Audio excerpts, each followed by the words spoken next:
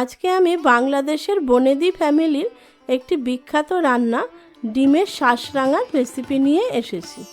এই ডিমের শাঁসরাঙা কিন্তু খুবই সুস্বাদু একটি রান্না। নমস্কার, আমি সহেলি, আপনাদেরকে আমার চ্যানেলে স্বাগত। এর জন্য আমি 7টা ডিম নিয়েছি। আমি ডিমগুলোকে এরকমভাবে ফাটিয়ে নিচ্ছি। ডিমগুলোকে ফাটিয়ে আপনারা কুসুম আর সাদাটাকে আলাদা করে নেবেন। আমি এভাবে কুসুমগুলোকে আলাদা করে নিচ্ছি। এই কাজটা কিন্তু একটু সাবধানে করতে হবে, তার কারণ কুসুম না হলে ছড়িয়ে যেতে পারে। একদম পারফেক্ট চামচ দিয়ে আপনারা এই কুসুমটাকে আলাদা করে নেবেন। ঠিক এরকমভাবে একদম পারফেক্ট চামচ দিয়ে কুসুমটাকে আর সাদাটাকে আমি আলাদা করে নিলাম। এবার 7টা ডিমের সাদা দিয়ে আমি একটা অমলেট বানিয়ে নেব। আমি একটু নুন আর একটু গোলমরিচ গুঁড়ো দিয়ে ডিমটাকে ফেটিয়ে নিচ্ছি। শুধু ডিমের সাদাটা দিয়ে অমলেট বানাবো, কুসুমটাকে আমি আলাদা করে রেখেছি।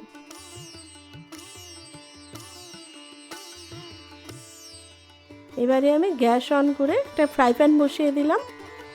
এই ফ্রাই প্যানের মধ্যে আমি 2 চা চামচ সানফ্লাওয়ার অয়েল দিয়ে দিচ্ছি। এবার তেলটাকে গরম করে নেব। ভালো করে ফ্রাই প্যানটাকে নেড়ে চেড়ে নিচ্ছি। আমি কিন্তু 7টা ডিম দিয়ে করছি, আমি সেই অনুপাতে সমস্ত মশলা তেল সব কিছু দিচ্ছি। আপনারা কম পরিমাণে করলে কিন্তু তেল মশলার মাপটাও কমে যাবে। এবার আমি ডিমের সাদাগুলো দিয়ে দিলাম। 2-3 মিনিট রাখতে হবে মিডিয়াম আঁচে রেখে। একটা সাইড হলে পারে ধীরে ধীরে ডিমটাকে অমলেটটাকে এরকম ভাজ করে দিতে হবে। এরকমভাবে চারধারে ছড়িয়ে দিয়ে,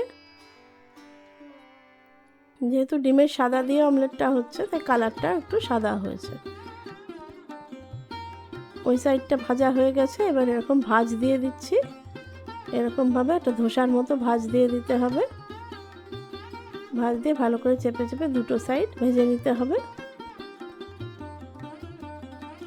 দুটো সাইডই প্রায় হয়ে গেছে।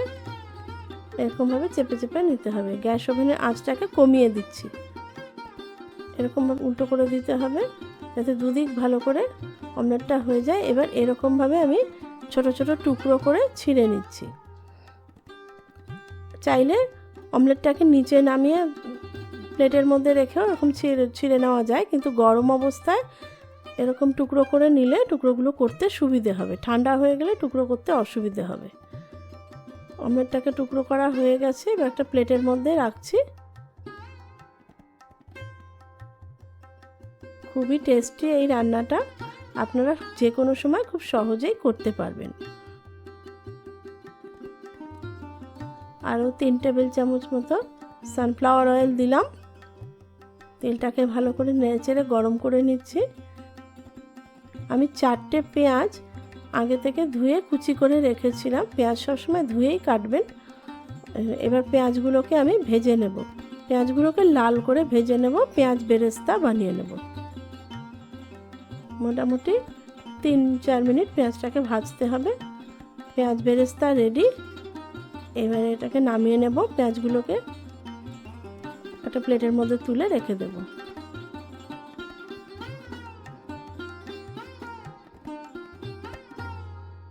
একটা প্লেটের মধ্যে পেঁয়াজ বেরেস্তাটাকে তুলে রেখে দিচ্ছি।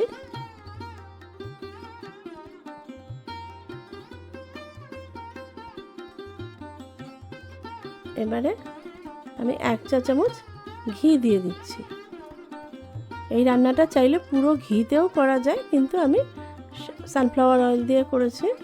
এবারে গোটা গরম মশলা ফোড়ন দিচ্ছি। 5টা এলাচ, 3টে দারচিনি, 5টা লবঙ্গ থেতো করে ফোড়ন দিলাম, আর 2টো তেজপাতা ছিঁড়ে ফোড়ন দিলাম। ফোড়নটা রেডি হয়ে গেছে। এবারে একটা বড় পেঁয়াজ আর 2 চা চামচ আদা বাটা রেডি করে রেখেছিলাম। পেঁয়াজ আর আদা বাটাটাকে এবার তেলের মধ্যে কষিয়ে নেব। ফোড়নটা দেওয়ার পরে কিন্তু 2 মিনিট রেখে তারপরে পেঁয়াজ আদা বাটা দেব। আর এই রান্নায় কিন্তু রসুন দেয় না, তাই পেঁয়াজ আর আদা বাটা দিয়েই কষাতে হবে। এবার ধীরে ধীরে বাকি মশলাগুলো দিয়ে দেব। এবারে আমি 150 গ্রাম টক দইয়ের মধ্যে সমস্ত মশলা দিয়ে একটা মিশ্রণ তৈরি করে এরকমভাবে ভালো করে মিশিয়ে নিচ্ছি। আমি এর মধ্যে কাশ্মীরি লঙ্কার গুঁড়ো দিয়েছি, গোলমরিচ গুঁড়ো দিয়েছি 2 চা চামচ, জিরে গুঁড়ো 2 চা চামচ দিয়েছি, হলুদ গুঁড়ো দিয়েছি 1 চা চামচ, আর চিনি দিয়েছি স্বাদ মতো। ভালো করে ফেটিয়ে এই মিশ্রণটা দিয়ে দিলাম। এবার ভালো করে কষিয়ে নেব। পেঁয়াজ আদা বাটার সাথে এই মিশ্রণটাকেও কষিয়ে নেব। মোটামুটি 3-4 মিনিট ধরে কষিয়ে এবার জল দিয়ে দেব। এবার ঝোলটা ফুটে উঠবে। এবারে ঢাকা দিয়ে গ্যাস ওভেনের আঁচটাকে বাড়িয়ে দিচ্ছি। ঝোলটা এরকম টকবক করে ফুটে উঠেছে। এবার ওভেনের আঁচটাকে কমিয়ে দিলাম, দিয়ে ভালো করে নেড়েচেড়ে নিচ্ছি। এবারে এই যে কুসুমগুলোকে আমি আলাদা করে রেখেছিলাম, খুব সাবধানে কুসুমগুলোকে ঠিক ওরকমই গোল অবস্থায় ঝোলের মধ্যে দিয়ে দেব। এক এক করে একটু ফাঁকা ফাঁকা করে দেবেন, যাতে একটা কুসুমের সাথে আরেকটা কুসুম লেগে না যায়। এরকম ফাঁকা ফাঁকা করে কুসুমগুলোকে সব দিতে হবে। দিয়ে গ্যাস ওভেনের আঁচটা কমিয়ে ঢাকা দিয়ে রেখেছিলাম 5 মিনিট। 5 মিনিট পরে আবার ঢাকনাটা তুলে এরকমভাবে আস্তে করে কুসুমগুলোকে এরকম উল্টে দেব। একটা সাইড সেদ্ধ হয়ে গেছে, বা উল্টো সাইডটাও সেদ্ধ করে নেব।